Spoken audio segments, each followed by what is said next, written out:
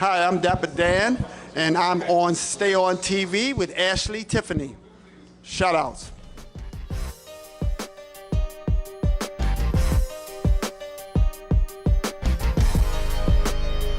Stay On TV caught up with fashion icon Dapper Dan at the 2019 Hip Hop Film Festival. How are you doing today? I'm doing great today. I'm here in Harlem. Not only I'm in Harlem, I'm in the neighborhood I grew up in. My vision grew up here with me in Harlem. Everything I do and everything I put out is a reflection of my history of being born and raised in Harlem. So it's always in my head whenever I'm designing. I always get these visions of what Harlem was like, what the older guys used to wear, what I like to wear, and how I dress, even how I dress now.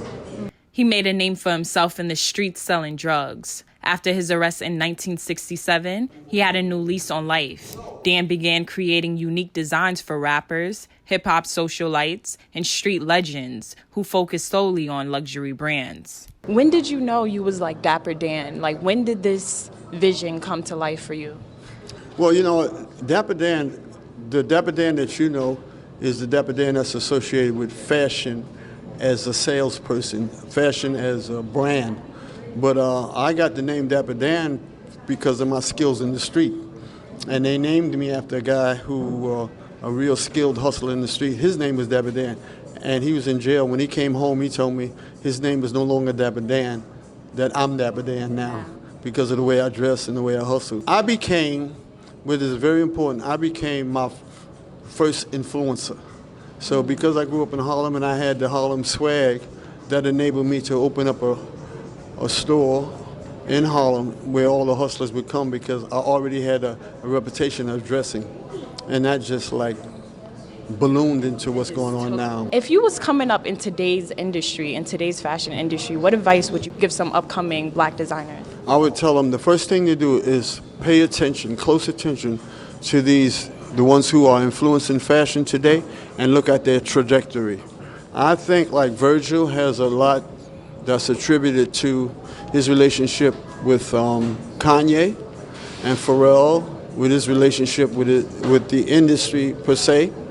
And these guys, Pharrell became an influencer of his own attributes, and I think Virgil, with his skills, was able to accomplish what he did with his association with Kanye because that gave him the platform that he needed, as opposed to Pharrell already having a platform because of his musical attributes.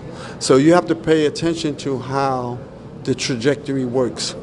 You know, that's different from my time when I had to be my own influencer.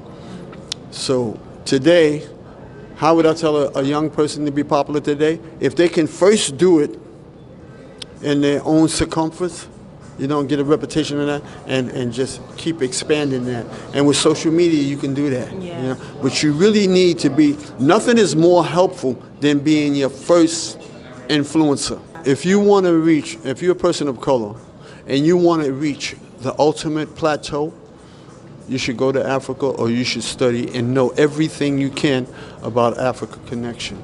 My goal, and I think the goal of young people should be to be able to bridge the gap between who we are here and who they are there. You know, because that's what European fashion is about. I'm not saying mimic what they do, but I'm saying we owe it to ourselves, being a part of the oldest culture in the world. You know, we need to be able to embrace that and interpret that. Nothing to me is more important. If you would like to learn more about Dapper Dan and his legacy, make sure you check out his memoir, Dapper Dan, Made in Harlem.